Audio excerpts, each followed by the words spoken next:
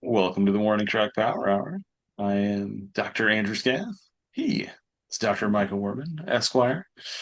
On today's show, we'll talk about the beginning of the second half of the season for the Kansas City Royals. And we'll also be maybe transitioning through a little bit of maybe just mentioning the NFL somewhere in the middle, but I don't think we really have too much to talk about there. But we'll begin today's show with the conclusion of the 2026 World Cup. Mike, we did see the defensive battle that we thought we might have between Spain and Argentina. Did you get everything you wanted out of this? Or were you hoping for more goals? Well, I was Yeah, hoping it'd be a little more like the third place game, yeah, which was ended up being 6-4, uh, yeah. England over France, and actually turned out to be the first scoregami of the World Oh, Cup. I think the first scoregami since maybe the 80s in the World Cup. really?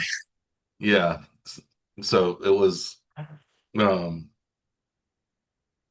that was exciting to watch and pretty fun. But the final was exciting in its own way, but yeah, I would have liked to have seen more uh, goals.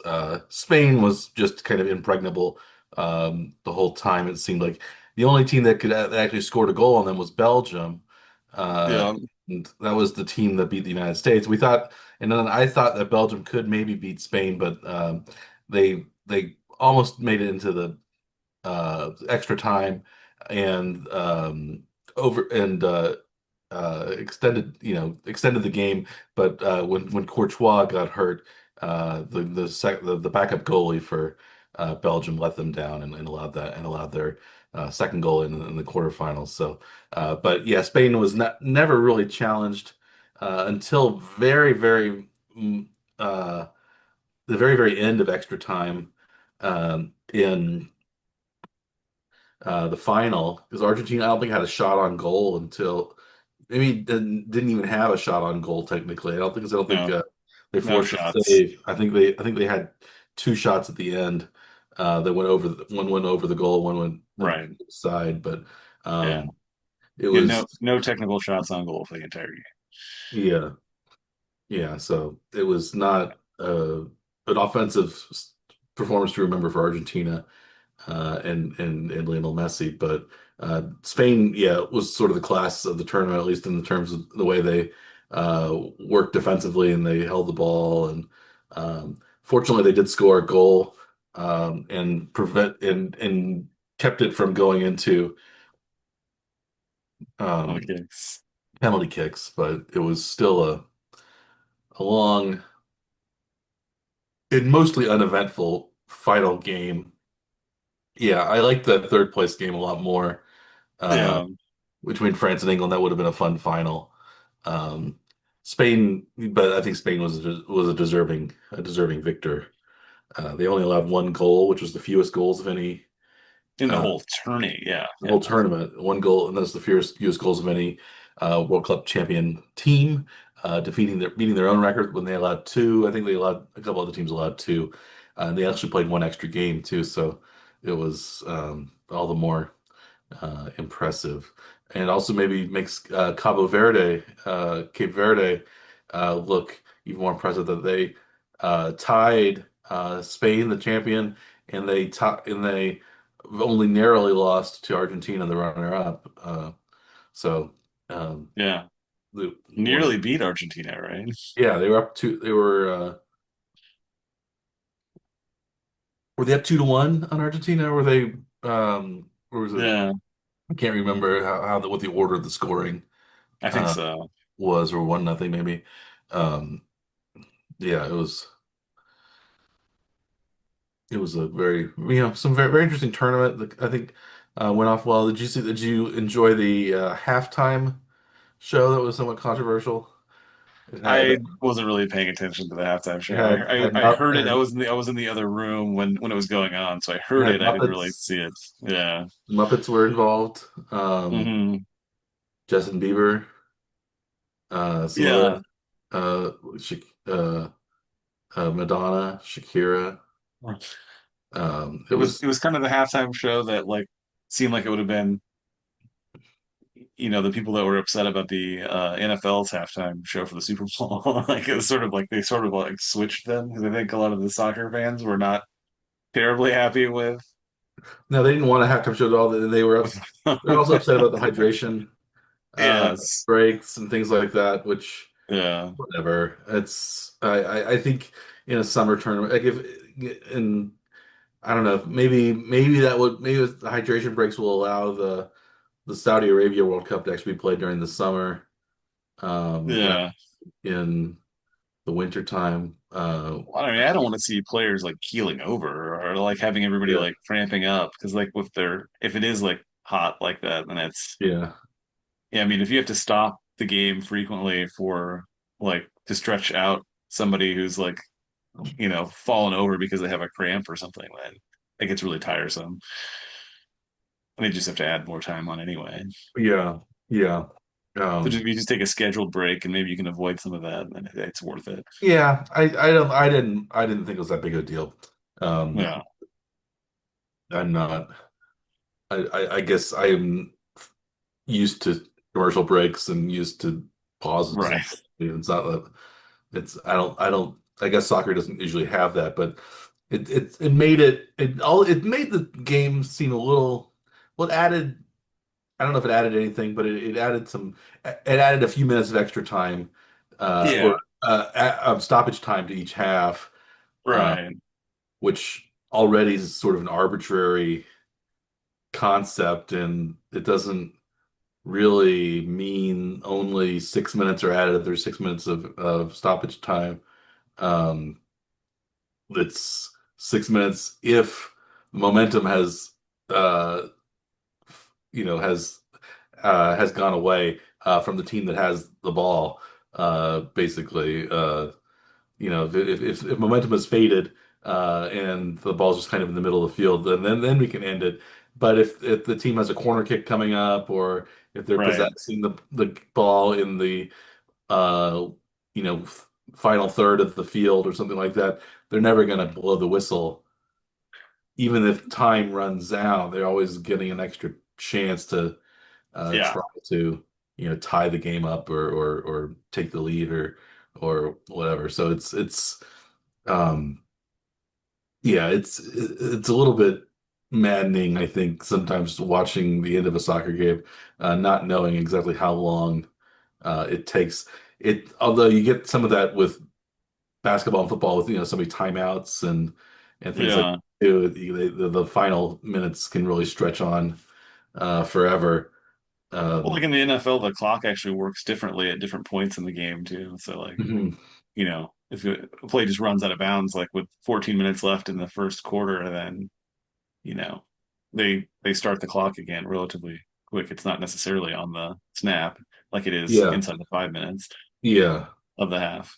yeah. It's a very, very complicated clock stoppage Time rule. actually works differently at different points in the game. Yeah, yeah.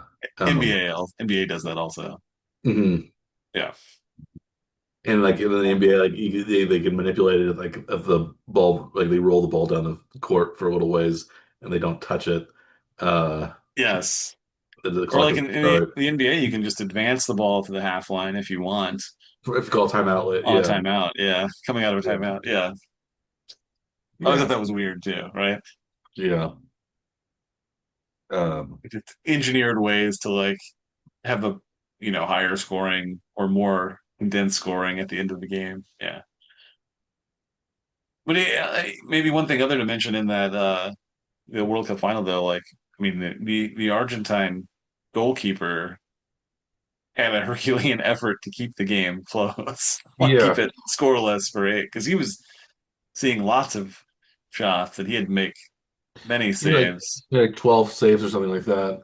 Yeah, Yeah, and the Spanish goalkeeper ended up getting the golden glove or whatever they call the award, but yeah, he didn't really face a barrage of shots yeah, in the whole tournament. So he was just it was yes, basically the Spanish defense, and it was I guess maybe that made it was a little bit unusual to see was it Rodrigo win the golden ball for the MVP of the tournament since he didn't really.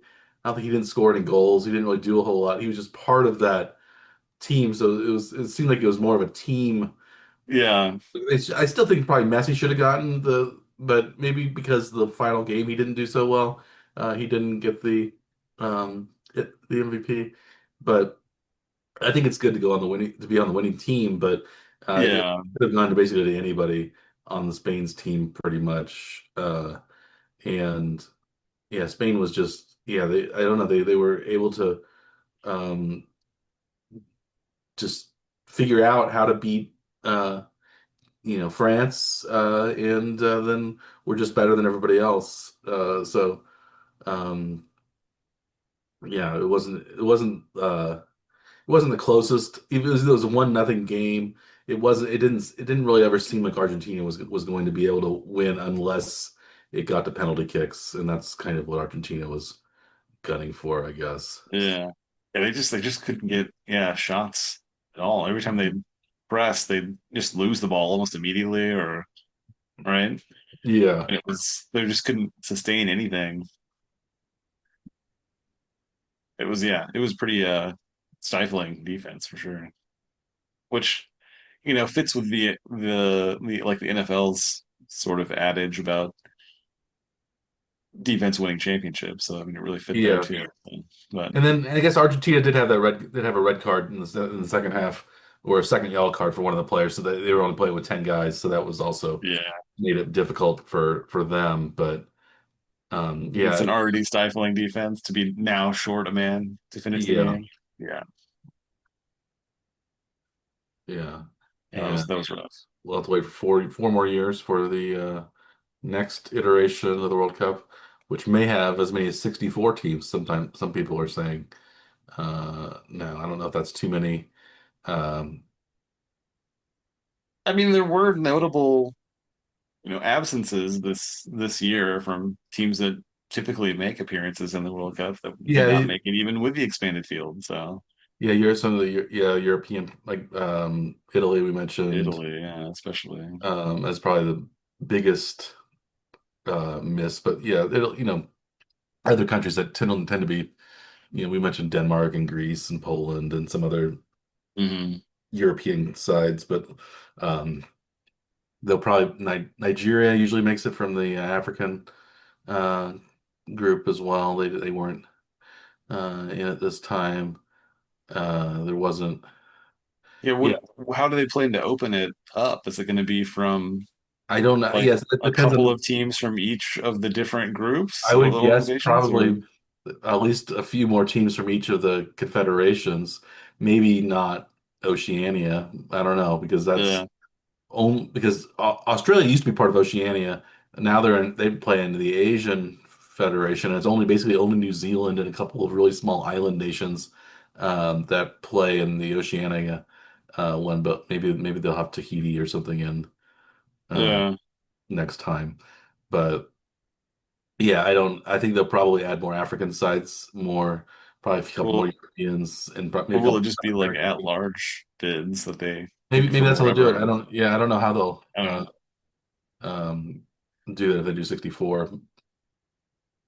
I don't know how advanced they are in actually making these decisions. If it's just like somebody threw it out there and just to see what people would react to, Yeah, the and, thought of having that many teams.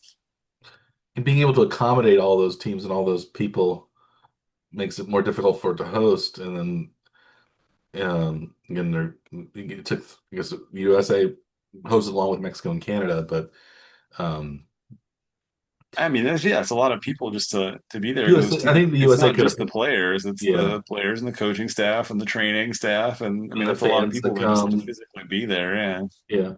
I think the USA could have was like one of the few places that could have actually hosted the whole tournament with I don't think they needed Canada and Mexico so much. yeah. But Well, and the um U.S. already has that many, enough stadia yeah. constructed across the country that can handle that kind of that kind of size Mhm. of a game because Mhm. there aren't many places typically that have that many large stadia. Yeah, especially with they didn't even have to venture into the college football Right. world, even so there Well, I mean, what they were in like what, 6 cities in the U.S.? I Eight think there were cities? Oh, maybe it was more than that actually, because it was three. It was L.A., San Francisco, Seattle, and Seattle on the West Coast, and West then Coast, Houston, Dallas, and so that's KC in five. the Central, Kansas City, six, and then then Atlanta, Philly, New Atlanta, York. Miami, Oh, Miami too. Yeah. Philadelphia, New York. I think those are how many is that? So So that's like 10, right? So yeah, I think maybe there were six, maybe there were 16 cities total, uh, uh, including Canada and Mexico. well, Um, like Kansas City was hosting four of the teams mhm, for their training, yeah, like during the tournament, like yeah, home station. including two of the semifinalists, Argentina and England, Yeah, both I can't say along the Netherlands and Algeria were that's the right. Kansas City area teams. But Yes. did you see any fans from those countries? Did you run into any of them just around town? Well, I mean, there were people wearing like, yeah, like, the soccer jerseys, and there were a lot of people in orange in Riverside and Parkville area because that was Yeah, I know you where didn't. the As you Netherlands were didn't go to the hosted. fan fest or the you didn't go to any of the games, so I wasn't sure what the just sort of area was like. Yeah, I didn't go to the fan fest at all in KC, but I mean I heard that it was busy all the time, so that was good. But yeah, I didn't actually go to any of it though. Would you have gone Hey, maybe if I you would were have here? tried. I don't know. I'm not sure. Yeah, depends on Yeah, schedule. hard Yeah. to say. Yeah, but yeah, it seems like it was a great success, and I wouldn't be surprised if the USA hosts again in 2038, which is the next Open World Cup date. And I actually wouldn't be surprised if they moved it to 64 at least by then, if not next Just the go. next one, right? Yeah. Yeah, Even. yeah. Yeah. But I think the terms of money, I don't know how much more money can be made because they're right now they're dividing the pot by 48. And then they're only gonna, I think I read somewhere they would only get 20 extra matches for 64 teams, so there wouldn't be a lot more, and they would be all group stage matches because there'd be 16 groups of four. The Yeah. top two from each group make it to the top 32, and the knockouts. Um, that would and so that would just just be I think 20 more, yeah, there's 20 more matches played Okay, so from do they keep the groups at four then, or do they expand the groups and then add a game? I think they would keep the groups at four. Yeah. Unless they did it, I think it would be interesting if they went to um because like if in the knockout stage, if you don't want buys, you have to go from 32 to 64. Right. That's pretty big jump. So Yeah. I think they're going to keep it at 32, but I think they could go to 60 or 50 teams probably more easily in groups of five. But then that would also make the final stage group when because they worry about teams colluding and not playing very hard, to allow the other one side to advance and or not. So it leads to a lot of um, just incentives to Well, do with the five though, you'd have to have like somebody's not moral playing. hazards, I guess is what they call it in philosophy or Yeah. economics. Um, Yeah, five is difficult though because you can't have all the games being played simultaneously because no, there'd always be one team that isn't. that's playing. out, yeah. Yeah. Unless you did it by playing Or just uh one team gets eliminated one after. instead of playing each other team in a group, you pair Yeah. with another five and you just compare your results against the other five sides for is that does that make sense? Yeah. Like instead of Group A would play all the teams in Group B, and Group B would play all the teams in Group A, and but none of the teams in Group A would play each other. None of the teams in Group B would play each other, but they would be stacked against each other based upon their Yes. common opponents. Yeah. Yeah. And that would allow them to play more games, an odd number of games, five uh, Yeah. games. Would also allow them to play. They could also do four games that way. If instead of doing three games, that way they could keep it as pots of four, and then just give them a fourth game. Yeah. Oh, yeah. I see what you mean. Yeah. That way too. Yeah. Yeah, the only issue with playing extra games in the group stage is that there's going to be like either overlapping or you're having to stack like four games in a day to like make it so there's like there'd just be so many games like to Yeah, be played in the group phase that they're going to be either close together on top of each other. yeah, But if you're planning on, taking over everyone's schedule for 3, 4 weeks, then you may as well just do it, right? yeah, yeah, Go big, take it all. Just take all the TV time. Yeah, yeah. I'll see. Well, yeah, why not? we'll see what happens with that. Speaking of, you mentioned stadiums. Arrowhead Stadium is of course used in the World Cup, but the new Arrowhead Stadium design was unveiled, or at least some artist conceptions of it when they in the Chiefs world this past couple of days. What did you think of the new Arrowhead, which had like a sort of a translucent sort of see-through roof on it? Yeah, Did you like the rendering? I think it looks interesting. I just it's hard to picture the Chiefs playing anywhere except in Arrowhead. That's the thing that really makes it difficult. So like you're just that's the thing that's probably the biggest thing to overcome Is it more in difficult to selling see? it to the fans because it's just going to be different, right? Yeah. So it's yeah, and it's kind of the place that people have been going for most of their football aged lives, at least 50 anyway, to go watching these games. something So it's going to be years. somewhat Yeah. different. The renderings look really nice. I like the translucent roof. I think it looks cool because you can still see like the flyovers, Hmm. but they can but you're not going to be in the rain. You're going to be able to control the temperature inside of it that way. So I mean those things are all good. It probably helps like reflect the sound back down too, so it should be able to keep the loudness that Hmm. the Chiefs fans are known for. uh but yeah, I mean it's a pricey thing though too. Well, how many $1 billion is the Three, projected price tag? they Yeah. said. Um, yeah. So is it easier to envision the Royals in their new stadium than it is to envision the Chiefs in their new stadium?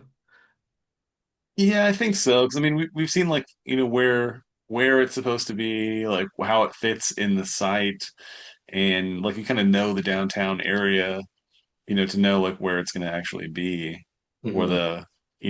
where the new Arrowhead will be is sort of It's still up in the air, I think. It's somewhere in the it's over Legends near the Legends area. area, and like exactly where it's going to be or how it's going to be situated isn't really quite understood yet.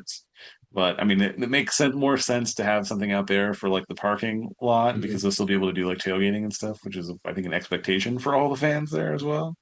Yeah. Which they should be able to accommodate that at that location. But it's still just because we don't have like the logistics of where it is, it still seems a bit like amorphous, I guess. So I Mhm. think the Royals one is a little easier to grasp. Yeah.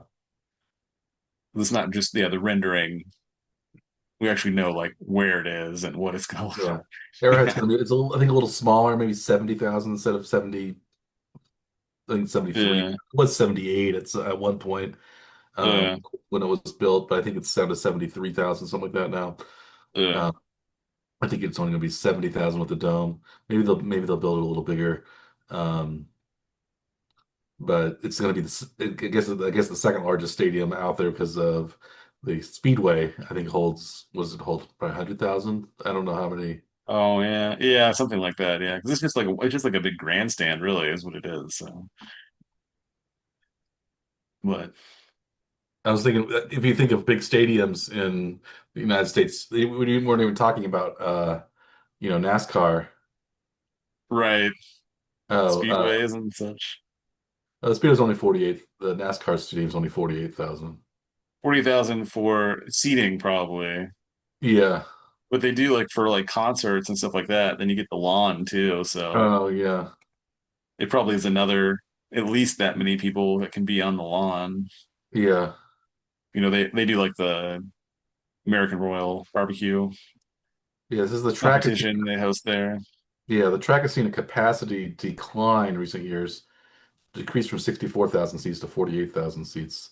Hmm. The 19. I don't know if that's because um, there's less interest. I don't know. It seems like is NASCAR as popular as it used to be? I have no idea. I never pay attention to it at all, so I don't. Even when I lived out near the state or near the racetrack, I avoided that area whenever there was a race. Like I don't want to be around all these Yeah. people. Yeah, I don't really follow. I don't follow it at all either. But It's um, not my thing. Like I sometimes like to turn right and yeah. So you yeah. see, so it's currently in the NASCAR Cup Series. There are two races that are held every year in the Speedway, the Hollywood Casino 400, Oh, or is that or I think uh, it's just two weekends a year that it's really being is a used for. spring the Advent it's the Advent Health 400 and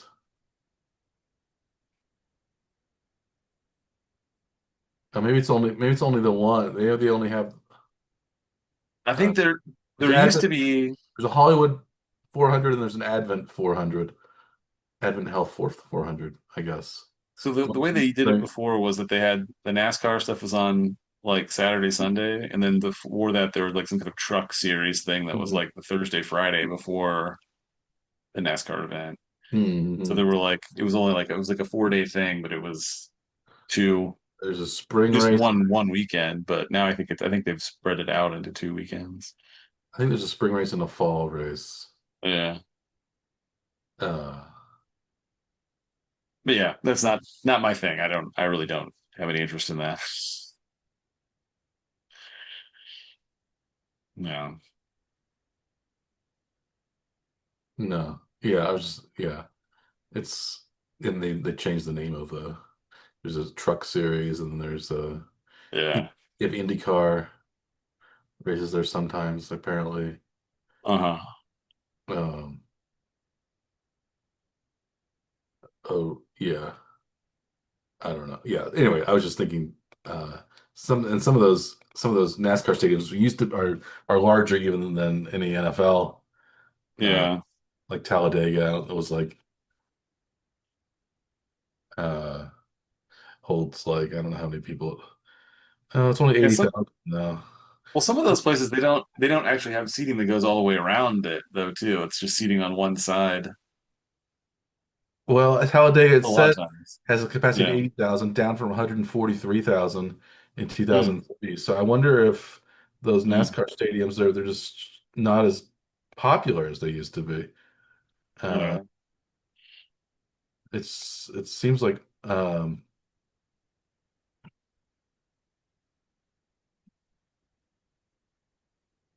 Yeah, I have no clue.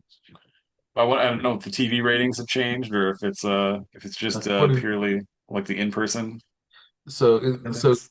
apparently since its peak In 2005, according to Wikipedia, NASCAR has seen a gradual decline. Yeah, Television record lows in 2018. Race day attendance suffering to record lows as well. Uh, um, I think some of its stars leaving is part of it. yeah, Uh, Supposedly the next gen car is not as popular as the older stock car yeah, model. Um, I don't know. Yeah. I haven't paid attention to it as much. I don't I not that I've paid attention to it at all really, but I just haven't heard as much about it in recent uh, yeah. um Well, I think a lot of that depends on like who's broadcasting it too. So like if you watch a lot of whatever network it is that's the bigger mhm. broadcaster of it, then they're going to talk about it a lot more too. Like I don't think ESPN doesn't seem to talk about it that much.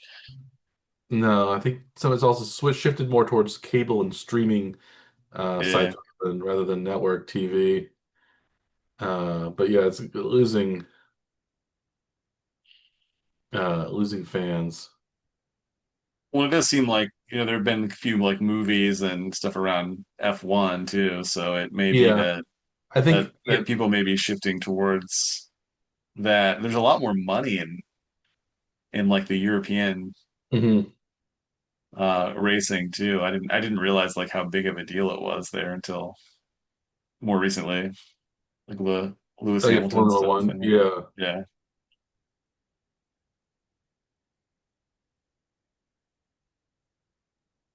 yeah, because like they're like the racing teams are owned by gigantic like tycoons essentially, right? Yeah. Well, a lot of the same way that like the soccer clubs are as well. It seems kind of nuts that there's that much money behind some of those things. Just doesn't seem like you would be able to put that much money behind teams for like racing as you would for like Hmm. like a team sport. Yeah. Well, it's a little bit like, yeah. I think some of those it seems like a lot of the racing sports aren't quite as maybe I don't know, Tour de France probably isn't maybe not as popular as it once was. I think probably because of this drug All the scandal and doping stuff. scandals. Yeah. Yeah, Uh, but I think it's still pretty popular in Europe, but it's not you yeah, don't hear about it as nearly as much in the US as you used to. no, When we were kids, it was even before Lance Armstrong, I guess it was Greg LeMond and people like that. They yeah, um it seemed more popular then than it is now. I guess because like NBC would show every day or whatever, you'd see it on yeah, or something. or at least the recaps of Yeah, and the day's it's harder. events. Yeah, it's harder to find nowadays. Yeah, I don't Uh, I don't usually even hear about it until it's like mostly over now. I don't even know when it is. So it's going on right now. yeah, see, I had no idea that it's even happening right now. Like that's how little that it's bumped up in the current sports media world, right? Yes. Yeah, it's There uh, there was a stretch there where it was like four or five champions in a row had been disgraced by doping scandals, and then there were a lot of like vacated championships in hmm one era with Lance Armstrong, and then hmm who was the guy that was the American that came after, just like shortly after? Floyd Landis, I think Yeah, was that's right. Yeah, Landis. Yeah, because I think he ended up with the same kind of thing happening with him too, right? yeah. And then there was a Spanish cyclist from the same era that had the same issues then too. So it was like three or four different champions that meant like 8 to 10 years of champions were so most of those guys were like multi-champions, Hmm. time winners. So like there were like a lot of vacated titles there for a long time. It just seems so odd to have that happen, right? Yeah. So yeah, in 1999 to 2005, it says no winner. Yeah. Those Lance Armstrong won 7 in a row. Yeah. And then the next year was Floyd Landis one, but they give it to somebody else. Uh, yeah. Yeah. It's nuts.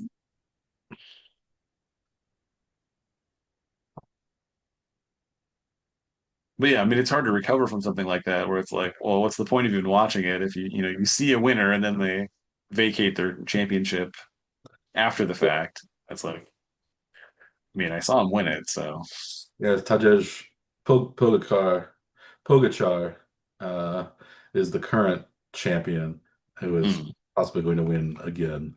He's won it 4 times. So if he wins again, he will win his 5th time, which is a record or tied for a record among the non-Lance Armstrong uh, yes.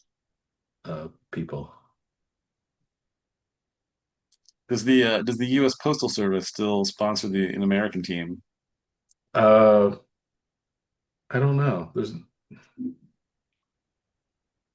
don't. always thought that was kind of funny. That was seemed like an odd thing for like a government agency to sponsor. It was became the Discovery Channel team for a while. Yeah. And now it's not. I don't think they don't have a team. Um, Okay. yeah, 2007 was its last No. team. Well, maybe just to uh, wind up the conversation on soccer, though, now that we've sort of like ventured off into other things. Now that the World Cup is done, do you think any of that interest in the World Cup from American audiences will now transfer into the MLS? Maybe a little bit. I Yeah. think. I think MLS is growing in popularity already. Yeah. Some of the I saw that um, Matt Freeze, the goalkeeper for the USA, who bungled uh, one of the plays against Belgium and allowed an easy goal for Belgium. He was booed the whole time in his most recent game that he just played. So Yeah.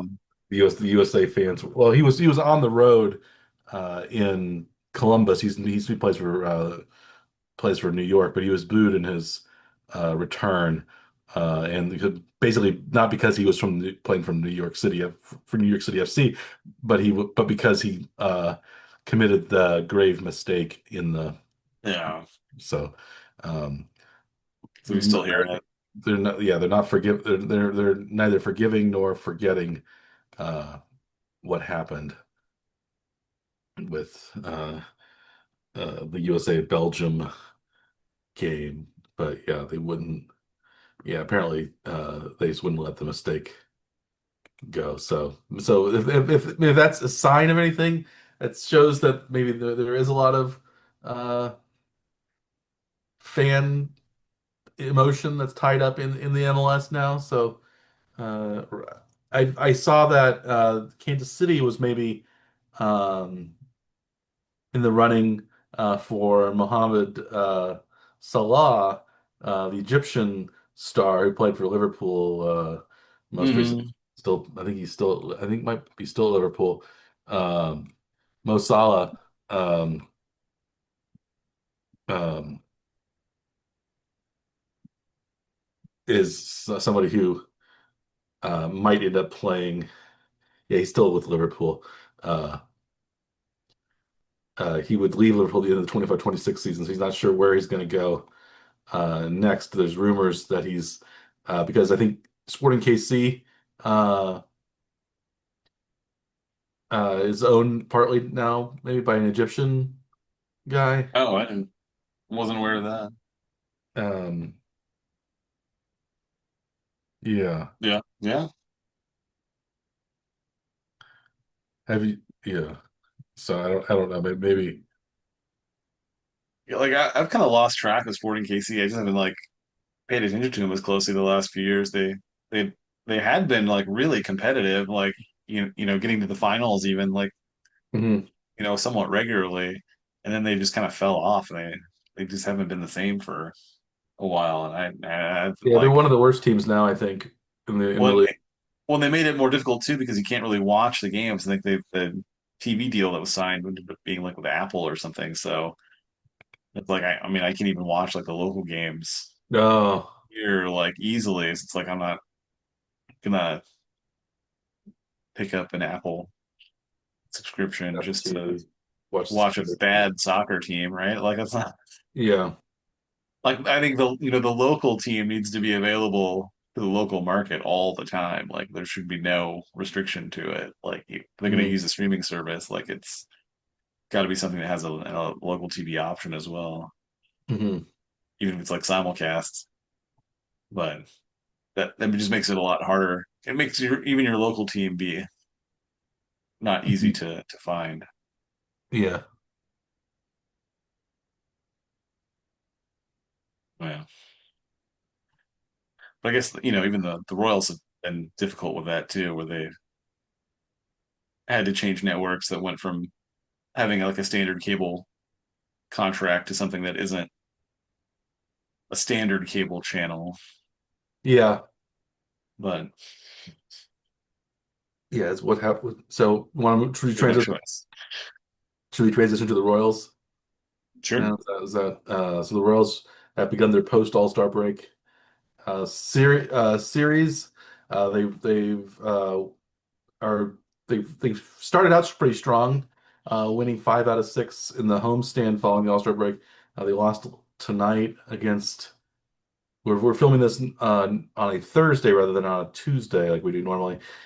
So there's this is going to probably be broadcast on Saturday I or might Friday. try to get it out. I'm going to try to get it out tomorrow, actually. So Okay, I'm looking for a Friday morning release. a Friday That's morning the goal. release. Okay. That's the goal. Whether or But not that's achieved, we won't know. No one will know until after it's out, though. I guess, right? yeah, the Royals, even though if Yeah. they've won 5 of 7, I guess, since the All-Star break now. Yeah. They're still one of the worst teams in the league. Um, I think they 18 under 500 is that? are 43 and 61 right now, Yeah. 58 with 58 games left to go. So even if they win out, their best record could be 101 and 61. Yeah. It would only be a really good team rather than it wouldn't be a some teams win 100 games all the time.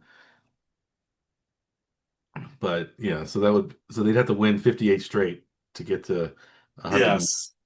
To wins. break the 100 win mark. Yeah, Not happening, Mike. no, And they'd have. yeah, and now it's going to be more difficult because they're even more injured than they were last time. It's like, Yeah, they've Bobby gotten a lot Witt's of. Yeah, down with a back injury, and Caglianone is apparently dealing with this sore shoulder.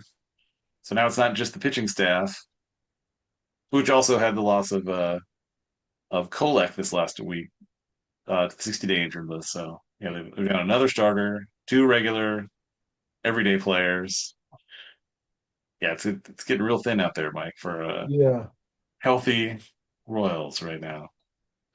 yeah. So I don't know. This is a lost season. So is the injury bug bad enough? You think that Quatrero gets another year? I don't think he's at risk for losing his job, but I think it's mostly just because he's just executing the plan that's being handed down to them from above. That's the only thing that makes sense to me, at least, watching how this happens. And you kind of see that playing out in the constant support that's given to him from the from like the Royals press releases and stuff too. Like it's always support of Yeah. the decisions and the coaching and everything. So that Mac That's what I. Potrero did miss tonight's game because of a personal matter. Yeah, Uh, and then during the offseason, he was given a 3-year contract extension that runs through 2029 with a team yeah, op 2030. So maybe they'll yeah. keep him around through that. Uh, At least for probably 2 years of that anyway, minimum. I would assume, but I don't think he has to win. I don't think he has to win a certain number of games. I don't think I have to like show like any kind of progress in any kind. I think it's just that he has the support of the front office. So I don't think he's really at risk for anything.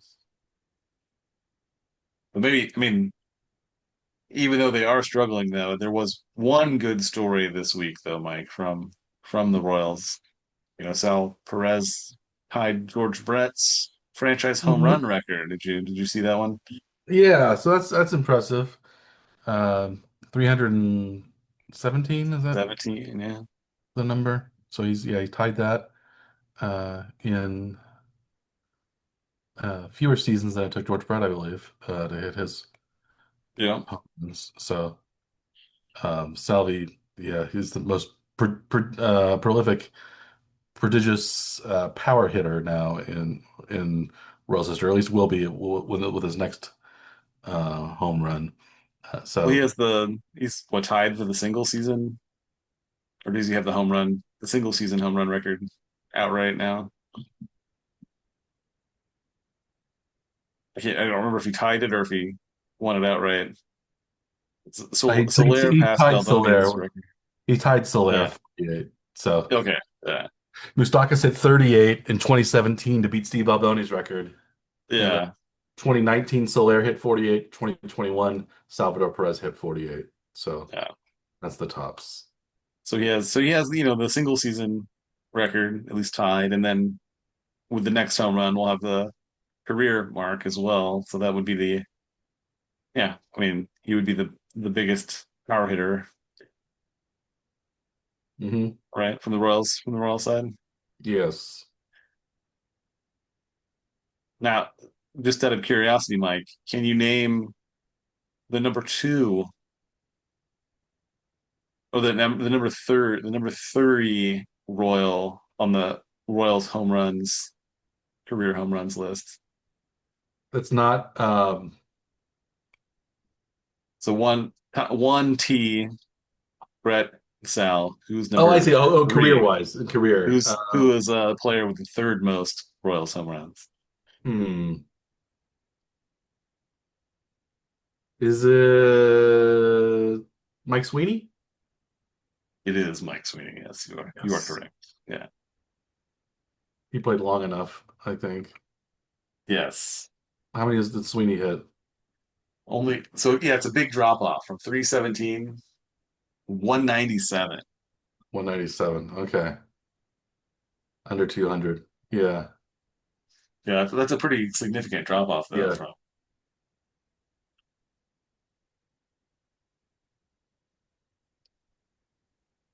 I'm glad I'm glad I figured it out. I you was went yeah, you went right to the correct answer. You didn't have to like work through. well, I was looking at the single season home run list. I saw Sweeney's name on a couple of them. Okay. So He had enough solid seasons. mhm. Yeah, I'd wondered if maybe, Billy Butler might be on that list somewhere, but yeah, it's down a ways. We didn't Yeah, I thought maybe Moustakas or um Mustakas was 9, Butler was 10, tied with Hosmer.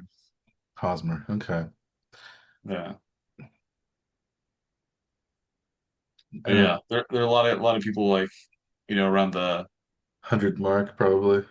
yeah, just a little over 100, yeah, somewhere in there, I yeah. think Danny Tartabull probably is even a little over 100. He only played for like 4 years or 5 years for the Royals. And he's not in the top 10.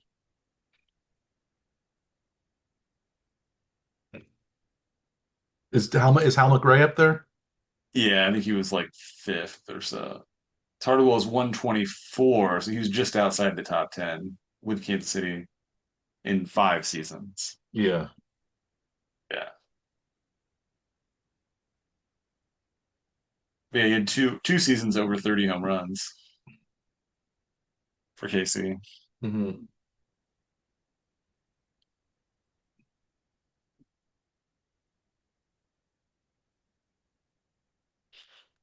Yeah. So at least there was that little bit of good news this week. Yeah, even with the injuries in the Yeah, club, and he just still had one bats. little bright spot anyway. Career home run chase is kind of fun to have in the middle of the year. Yeah, yeah. So we'll see. I guess we'll see how far Salvi goes. You wonder much longer he's going to play for the Royals. Yeah. You see him playing for another team if the Royals don't resign. Is it how many? I don't know how many years left he has on his contract I think he has today. I think he has at least one more year on the contract. I think they signed him to an extension in the off season this year,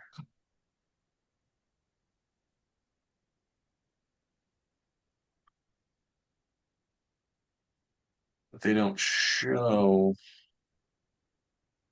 salary on Baseball Reference. I have to go like look at Spot Track, I guess.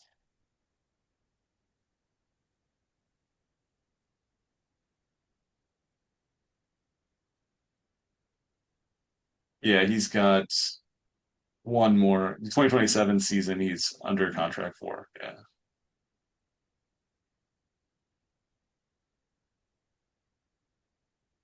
Yeah, it looks 12.5 million.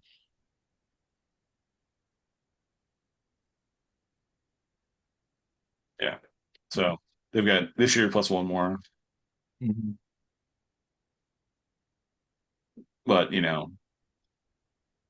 if he's still playing well next year, I would not be surprised if they signed him to an additional year, some kind of incentive laden thing. Could Yeah. do like a send off kind of year or something like that. Hmm. Yeah. But I'd like to see them transition him into like a coaching role with the club though Yeah. too, like a player manager type. I think that'd be fun. But We haven't had one of those for a while. not since Pete Rose, I don't think. Yeah. Yeah, it's been quite a while. But he has the right like temperament though for what you want in the clubhouse. So, it seems like he has a, you know, good energy and keeps people entertained and right. Yes. I think you always want that sort of mentality and that sort of attitude around your club all the time. Hmm. So yeah, if they can Player, transition him into the dugout in some way, I think that would be a good idea. yeah, player managers used to be pretty common. Yeah, Um, Pete Rose was the last one, 84 through 86. Don Kessinger for the White Sox, 79. Joe Torre, 77 for the Mets. Frank Robinson, 2 years for the Indians, 75, 76. Hank Bauer for the Kansas City A's is one. But yeah, it looks like um, yeah, there haven't been a lot of player managers, although at least it was fairly common back in the 30s, in the four up until right. even into the 50s, it seems like it was pretty common. Yeah, Uh, and then there's a gap. 50, it's like yeah, it looks like there was at least one every year, mostly through 55, yeah. and then it kind of petered out. I think it's time to bring it back, Mike. Yeah, That would be my suggestion to the club if they were listening to us. They should be play listening to man. us, Mike. Yeah. Uh, White uh, White Sox GM Kenny Williams said he believes that MLB will again have a player manager. Uh, They could have a player general manager. They could have Chris Getz return to the field. yeah, I haven't heard anyone say anything about that. Why has that not happened, Mike? I don't know. Player general manager? Player general manager. Why not? Why not? Indeed. We have player managers for One Trick Power Hour. We are both playing Yes. and managing our group. Engaging. Somehow, as Michael Scott titled his book, somehow I manage. Yes. Right. Somehow we managed to have another great episode of the One Trick Power Hour. Should we wrap up this week's episode? Sure. Let's do it.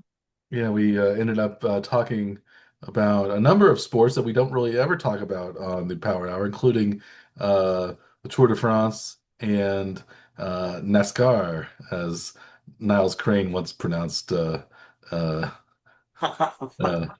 it. I'm wearing my Fraser shirt today. Nice. Music was, I'm deeply. It was reading a book, is The Heroes of NASCAR. That's the, Great. um, Big sports fan, Niles. Niles is a big sports friend. Yeah. He did make that half court shot. Did you see that episode? Uh, I I remember that it happened. I don't remember. yeah. Yeah. Uh, there's a couple sporting related episodes with the Supersonics. He also Yeah. was a sports psychologist for a little while, uh, Yeah. where where one of the star players rubbed his head for good luck and was on a roll. Uh, but yeah. So there's a few episodes involving some of the Supersonics. Um, I think that's the only game. I don't think they go to a Mariners game or a Seahawks game. They talk about the Seahawks and the Mariners a little bit, but they Yeah. go to a couple of Sonics games. And ironically, the Sonics are not around in Seattle, at least not for now. Maybe I think if the NBA expands again, maybe they'll give a There could be a return. return to the Seattle Supersonics. But um, anyway, we branched off into some interesting topics today. Maybe we'll branch off into more interesting topics next week because again we're in that period where there's not a whole lot of football news. We'll start training camp soon, and I guess we'll see if Patrick Mahomes is cleared to participate 100% in training camp. See what they say his status is for the upcoming season. He seems to be doing better than what Tyreek Hill has reported for his injury, that his injury is maybe more catastrophic than we had thought it was going to be. He's one article that we both read said that uh, some doctors said that Hill might not even be able to walk again after his dislocated knee and his torn ligaments. I don't think either of us had heard that um, Oh, going in, but so maybe he's not going to be. Maybe he's not going to be even ready for next year. He might be a 2027 season pickup for yeah. some. But yeah, so we'll see what happens with the Chiefs coming up. We'll continue monitoring the Royals' slow uh, progression downward and their injury-plagued 2026 season. We'll continue to monitor that. We'll talk more about anything else that happens to strike our interest, pique our interest. And yeah, we'll be back next week with another exciting episode. So we'll be back in a few days' time. Well, I think we'll probably try to group on our Tuesday schedule, but it's possible we might be off a little bit just because of summer activities and things like that. So just be on the lookout for new podcast episodes. Even they might pop up on different days than you're used to. So don't be alarmed. We are still doing the podcast. We're just maybe not quite as regular as like clockwork as we've been in the past, but we'll get back to that one of these days. So should we sign off then, Dr. Scaff? Yeah. Okay. As always, I'm Dr. Michael Werman. He is Dr. Andrew Scaff. We are the Warning Track Power Hour. Please like and subscribe to our YouTube channel available on YouTube and or our podcast available on many different podcast delivery platforms, including the one you're likely using now if you're listening to us on podcast. Thank you for your viewership, your listenership, your patronage. We appreciate that. We also hope that if you're making bets this weekend, they do well for you. We don't, especially since we aren't really making any bets this weekend, so your interest will not conflict with ours. So we wish you the best of luck if you're making bets on baseball or any of the events happening this weekend, even NASCAR or the Tour de France is wrapping up, I believe, this weekend as well. So. Um, we have all those great stories to report next time, and we will be back next week stronger than ever. Maybe we'll also talk a little bit of pop culture. We've seen some. There's been some interesting movies coming out this summer. Maybe we'll talk about the Odyssey a little bit, or about some other exciting events that'll happen in the next few days between now and our recording of next week's episode of the Warren Check Power Hour. So you have all that to look forward to and more next week. So be on the lookout. And thank you again for listening. And we wish you a good day.